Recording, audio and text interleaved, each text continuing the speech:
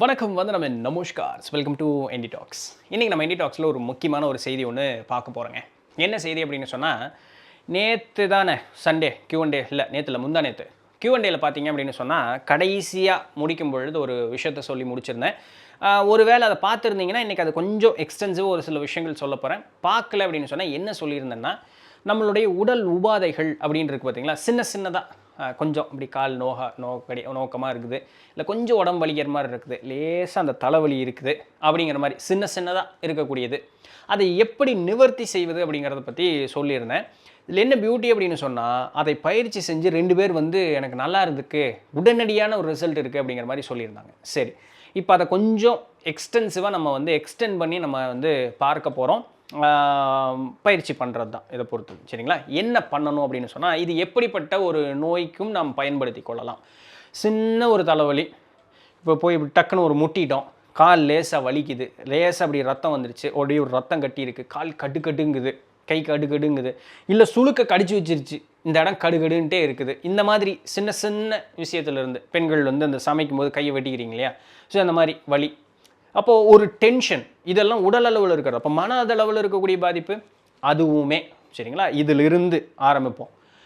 நமக்கு நாள்பட்ட வியாதிகள் வரைக்கும், இப்போ நமக்கு இந்த மாதிரி கேன்சரோ இல்லை எதாக இருந்தாலும் சரி, இந்த ஹார்ட் ரிலேட்டட் ப்ராப்ளம், இந்த மாதிரி எதாக இருந்தாலும் சரி, இது வரைக்கும் நம்மால் குணப்படுத்த முடியுமானா தாராளமாக முடியும். எவ்வளவு காலம் எடுக்கும்னு நம்மளால் சொல்ல முடியாது. அது உங்களுடைய மனோதிடத்தையும் வைராக்கியத்தையும் மனோபலத்தையும் பொறுத்தது. இதுதான் அதில் இருக்கக்கூடிய கேட்சு. முதல்ல நீங்கள் ஆழமாக ஆத்மார்த்தமாக நீங்கள் செய்யக்கூடிய செயலின் மீது நம்பிக்கை அப்படிங்கிறது உங்களுக்கு இருக்கணும். இது கண்டிப்பாக நடந்துருச்சு அப்படின்னு சொல்லக்கூடிய அந்த ஒரு மனப்பான்மை அப்படிங்கிறது உங்களுக்கு வரணும். இதை நடத்தி கொடுத்ததும் இறை அப்படின்னு சொல்லக்கூடிய அந்த ஒரு மன ஒருநிலைப்பாடு, நம்பிக்கை அப்படிங்கிறது இந்த இடத்துல. நம்பிக்கை தான் இதில் இருக்கக்கூடிய முக்கியமான கீ, வேறு ஒன்றும் இல்லை. நீங்கள் என்ன மதமோ இருந்துட்டு போங்க, உங்களுக்கு என்ன தெய்வம் பிடிக்குதோன்னு சொல்லுங்கள், அதெல்லாம் எதுவும் பிரச்சனை இல்லை. இறை அவ்வளோ மட்டும்தான். இறை எம்மை காக்கிறது அவ்வளோதான் மட்டும்தான். இந்த நம்பிக்கை உங்களுக்கு இருக்கணும். சரி, என்ன பண்ணணும் அப்படின்னு கேட்டால், ஏதோ ஒரு பொழுதை தேர்ந்தெடுத்துக்குங்க. காலப்பொழுதோ இல்லை மாலை பொழுதோ, ஏதோ ஒரு பொழுது தேர்ந்தெடுத்துக்குங்க. வீட்டில் இருக்கக்கூடியவர்கள், பெண்கள், பெரியவர்கள் அப்படின்னு சொன்னால், இந்த மட்ட மத்தியானம் இருக்குல்ல, நம்ம வழக்கமாக தத்தாத்திரேய யோகா சாஸ்திரத்தில் என்ன பார்த்துருக்கோம், அந்த 11:40 40 நிமிஷம், அப்போ 12:20 வரைக்கும் அந்த டைம் அட்டகாசமாக வேலை செய்யும். அந்த நேரம் வாய்க்க பெற்றவர்களாக இருக்கும் பட்சத்துலேயும் சரி, இந்த 3மே எனக்கு வாய்க்கலைங்க. உங்களுக்கு எப்போ சாதகமாக இருக்கோ அந்த நேரத்தை, வேறு என்ன சொல்கிறது நான், உங்களுக்கு எப்போ சாதகமாக இருக்கோ அந்த நேரம். ஒரே ஒரு இது, கொஞ்சம் அதை பயிற்சி பண்ணுறதுக்கு முன்னாடி வயிறு முட்டை சாப்பிட்ருக்காதீங்க, அவ்வளோதான். மற்றபடி வேறு ஒன்றும் இல்லை. கொஞ்சம் ஒரு அளவாக வயிறு காலியே இருக்கும்போது இதை பயிற்சி பண்ணுங்கள். இப்போ நான் சோஃபாவில் உட்காந்துக்கிறேன் இல்லைங்களா, நான் பார்த்தீங்கன்னா இப்படி நேராக உட்காந்துட்டேன். என்னுடைய முதுகு இப்போ சோஃபாவோட, ஏன்னா சோஃபா கொஞ்சம் இப்படி இருக்கும், இப்போ சோஃபாவோட என்னுடைய முதுகு சேரல. இப்போ நான் ரிலாக்ஸ்டாக தான் உட்காந்துட்ருக்கேன், ஆனால் நேராக இருக்கேன். இப்படி இருந்துக்கணும். சரிங்களா? கீழே உட்கார முடிஞ்சவங்க ரொம்ப சந்தோஷம். முதல் ப்ரிஃபரன்ஸ் பத்மாசனம். அது முடியலையா, அடுத்தது சித்தாசனம். அதாவது ஒரு காலை மட்டும், இந்த வலது காலத்தான் தூக்கி மேலே போடணும், சித்தாசனம். அதுவும் முடியலையா, சுகாசனம், சமணங்கால் போட்டு உட்காந்துக்கலாம். சரிங்களா? கீழே உட்கார முடிஞ்சவங்க நல்ல கனமான விரிப்பு போட்டு கீழே போட்டு உட்காந்துக்குங்க. அப்படி கீழே உட்கார முடியாதுங்க அப்படின்னு சொன்னோம்னா இப்படி உட்காந்துக்குங்க. இங்கே உட்காந்துக்குங்க. உங்களுடைய கால் கீழே படணும். இது வெறுந்தரையிலேயே வைக்கலாமா, வைக்கலாம். அப்படி இல்லைன்னாலுமே ஒரு மேட் ஒன்று கால் மீதி இருக்குதுன்னு வச்சுக்கிங்களேன், கால் மீதி போட்டு அந்த கால் மீதி மேலே அப்படி காலை வச்சுக்கங்க. சரிங்களா? இல்லைங்க கால் மீதி எதுக்கு அப்படின்னிங்கன்னா, ஒரு பெட்ஷீட்டையோ நம்ம கோரப்பாய் இருக்குது, பாயை போட்டு இப்படி விரித்து அங்கே வச்சுக்கங்க. அப்போது இப்போ நம்ம இப்படி நேராக உட்காந்துட்டோம், கால் இப்படி இருக்கா, தொட மேலே கையை இப்படி வச்சு உட்காந்துக்குங்க. இப்படி நம்ம இப்படி ஏதாவது ஒன்று வாங்கணும்னு அப்படி வாங்குவோம் இல்லையா, அதுபோல் இப்படி தொட மேலே இப்படி கையை வச்சு உட்காந்துக்குங்க. இவ்வளோ தான் உட்கார்றதுக்கு உண்டான பகுதி. கீழே உட்காருனா அப்படி உட்காருங்க, இப்படி இந்த சேரில் உட்காரணும் இப்படி உட்காருங்க. அப்போ கீழே உட்காரவங்க எப்படி வைக்கணும், அதே போல் உங்களுடைய தொட மேலே இப்படி கை இப்படி வச்சுக்கங்க. இப்படி சாதாரணமாக இப்படி ஃப்ளாட்டாக இருக்கிற மாதிரி இப்படி வச்சுக்கங்க. இப்படி உட்காந்துட்டோம். இப்போது அப்படியே பேசாமல் அப்படி பொறுமையாக இருக்கும். நீங்கள் எந்த கவனமும் எங்கேயும் கொண்டு போக வேண்டாம். புருமத்தி போகணுமா, அங்கே போகணுமா, இங்கே போகணுமா, மூச்சு நான் சொல்கிறத மட்டும் செய்யுங்க போதும். அனாவசியமாக குழப்பிக்கிட்டு ரொம்ப எளிமையான ஒரு விஷயத்தை காம்ப்ளிகேட் பண்ணிக்காதீங்க. சரிங்களா? ரொம்ப ஈஸியானது. ஒரு எடுத்துக்காட்டுக்கு ஒரு நோய் சொல்கிறேன், நீங்கள் எதுவாக இருந்தாலும் சரி அதற்கு உண்டான பயிற்சி மேட்ரு ஒன்று தான். சரிங்களா? இப்போ நான் ஒரு எடுத்துக்காட்டுக்கு சொல்கிறேன், எனக்கு தலை வலிக்குது. சரிங்களா? இந்த பகுதி வலிக்குதுன்னு வச்சுக்குவோம். இப்போ நான் இந்த இடத்துல இப்படி உட்காந்துக்கிறேன், இப்படி உட்காந்துட்டேன். இப்போ நான் முதல்ல என்ன சொல்ல போகிறேன், இந்த இடத்துல அப்படியே அமைதியாக உட்காந்துட்டு ஃபஸ்ட்டு நான் ரிலாக்ஸ் ஆகணும். ஃபஸ்ட்டு என்னுடைய உடலில் இருக்கக்கூடிய அந்த தசை நார்கள்லேருந்து எல்லாம் அப்படி ரிலாக்ஸ் ஆகணும். கம்ப்ளீட்டாக அப்படியே ஒரு ஃப்ரீயாக இருக்கணும். குழந்தை எப்படி இருக்கும், குழந்தை பிடிச்ச எப்படி இருக்கும், அதுபோல் அப்படியே ஃப்ரீயாக அப்படியே வச்சுக்கோங்க. இப்படி ரிலாக்ஸ்டாக உட்காருங்க. உட்காந்துட்டு திருவருள் எம்மை சூழ்கிறது, திருவருளினுடைய கருணை என்னை சுற்றியும் என்னுள்ளும் முழுமையாக சூழ்ந்திருக்கிறது, திருவருள் கருணையை நான் முழுமையாக உணர்ந்து அனுபவித்து கொண்டிருக்கிறேன், திருவருள் கருணை என்னுடைய உடலை முழுமையாக தூய்மைப்படுத்துகிறது, திருவருள் கருணை என்னுடைய உள்ளத்தை முழுமையாக தூய்மைப்படுத்துகிறது அப்படிங்கிறது முதல்ல சொல்லிக்கங்க. தெய்வத்தினுடைய அருள் உங்களை முழுமையாக சூழ்ந்திருக்கிறது, உள்ளமும் உடலும் முழுமையாக திருவருள் உங்களை சூழ்ந்திருக்கிறது அப்படின்னு சொல்லி முழுமையாக அதை நீங்கள் சொல்லணும். வாயை திறந்து சொன்னாலும் சரி, மனசுக்குள்ளே சொன்னாலும் சரி, அதை சொல்லணும். சொன்ன பிறகு இந்த உடலில் இந்த பகுதி, தலையினுடைய இந்த பகுதி கொஞ்சம் வலிக்குது. இது நீங்கள் நார்மலாக கேஷுவலாக ட்ராமாட்டிக்கலாக எதுவும் பேசணும்னு அவசியம் இல்லை, உங்களுக்கு சொல்கிறக்காக சொல்கிறேன். உங்களுக்கு எப்படி அது வருமோ நீங்கள் அதை அப்படி சொல்லிக்கங்க. அப்படி சொல்லிவிட்டு இப்படி அந்த இடத்துல அந்த கவனப்படுங்க. அந்த இடத்துல உங்களுடைய கவனத்தை கொண்டு போய் வைங்க.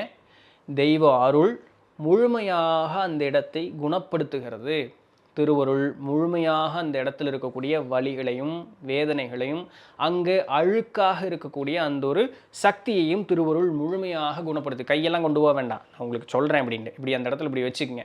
கவனத்தை மட்டும் அந்த இடத்துல வச்சுட்டே போனீங்கன்னா போதும். திருவருள் முழுமையாக உங்களை குணப்படுத்துகிறது அப்படின்னு சொல்லிட்டு நீங்கள் புத்துணர்வு பெற்றதற்கேற்றாற போலவே உங்களுடைய மனப்பான்மை அந்த அப்போது கிளென்ஸ் ஆகிடுச்சுன்னா நம்ம என்ன எப்படி இருப்போம், வலி போயிடுச்சுன்னா நம்ம எப்படி இருப்போம், மகிழ்ச்சியான ஒரு சூழ்நிலையில் தானே இருப்போம். அந்த ஒரு இது அதை நீங்கள் உணர்வீங்க, வெறுமனே கற்பனை கிடையாது அது, இதை நீங்கள் உணர்வீங்க. அப்படி உணரும் பொழுது அதை அப்படியே அனுபவிக்கணும். நீங்கள் முதல்ல சந்தேகப்படக்கூடாது. இல்லையா நிஜமாலுமே போயிருக்குது, நமக்கு நிஜமாலுமே தான் நடந்திருக்குதா, அந்த சந்தேகம் ஒரு பொழுதும் வந்துடக்கூடாது. அப்போ அந்த அந்த அப்படியே கிளென்ஸ் ஆகும், அந்த வலி வேதனைகள் உங்களை விட்டு அப்படியே போகும். அப்படி போகும் பொழுது அந்த போகக்கூடிய அந்த ஒரு நிம்மதி, அந்த ஒரு சோகத்தை நீங்கள் அப்படியே அனுபவித்து உட்காந்துருக்கணும். எவ்வளவு நேரம் வேணாலும் உட்காந்துட்ருங்க, சந்தேகம் மட்டும் பற்றவே கூடாது. அந்த சுகத்தை அப்படியே அனுபவித்து உட்காந்துட்ருங்க, பேசாமல் அப்படியே உட்காந்துருங்க, வேறு ஒன்றும் பண்ண வேண்டாம், அப்படியே அமைதியாக உட்காந்துட்ருங்க.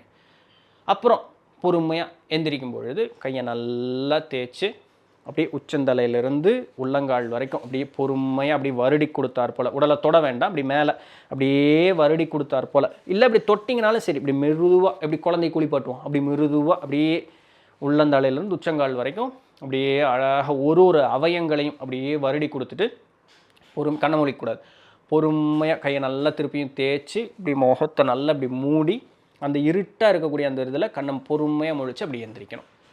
உங்களுக்கு அந்த அப்படியே போயிருக்கும். இது நீங்கள் நாள்பட்ட வியாதிக்கும் தினசரி எவ்வளவு நேரம், ஒரு 4 மணி நேரத்துக்கு ஒரு தடவை இதை திருப்ப ப்ராக்டிஸ் பண்ணுங்கள்.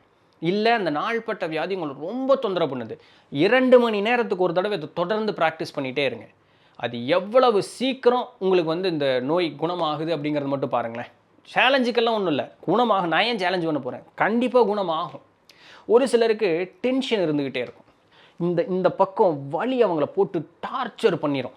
இது என்ன ஆகும்னா, இந்த இடம் இருக்குல்ல, இந்த இடம் இறுக்கமாகவே இருந்துக்கிட்டே இருக்கும். தினமும் படுக்கிறீங்க இல்லையா, பொறுமையாக அப்படியே நல்லா நிம்மதியாக படுக்கும் பொழுதும் உடம்பு அப்படியே ஒரு மாதிரி அசதியாக இருக்கிற மாதிரி இருக்கும். இந்த இடம் இறுக்கம் இருந்துக்கிட்டே இருக்கும். என்ன பண்ணுங்கன்னா, அந்த இடத்துக்கு கவனம் போகணும். அப்படியே அமைதியாக அந்த இடத்துக்கு கவனம் வச்சோன்னா ரிலாக்ஸ், அப்படியே அமைதியார், அப்படியே சாந்தமாக ரிலாக்ஸ் அப்படின்னு சொன்னிங்கன்னா இந்த இடம் இறுக்கம் குறையும். இப்போ நம்ம கை இப்படி பண்ணிவிட்டு விட்டோம்னு வச்சிங்களேன், தானாக அந்த ஒரு இறுக்கத்தை நம்மளால் ஃபீல் பண்ண முடியும். அதே மாதிரி இங்கே திருப்பி இருக்கிறதுக்கு உண்டான ஒரு தன்மைக்கு அது போகும், ஏன்னா மசில் மெமரினால. அதை நீங்கள் பண்ணக்கூடாது. ரிலாக்ஸ் அப்படியே சாந்தமாக அமைதியாக இருக்கும்போது இந்த இடம் அப்படியே ரிலாக்ஸ் ஆகும்.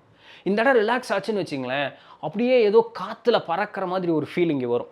இது என்னென்னா படுத்துட்டு பண்ண வேண்டியது. இது இப்போ ராத்திரி தூங்கும்போது தானே இல்லை, காலையில் உங்களுக்கு வாய்ப்பு இருக்குன்னா பண்ணுங்கள். இப்படி ரிலாக்ஸாக இருக்கும்.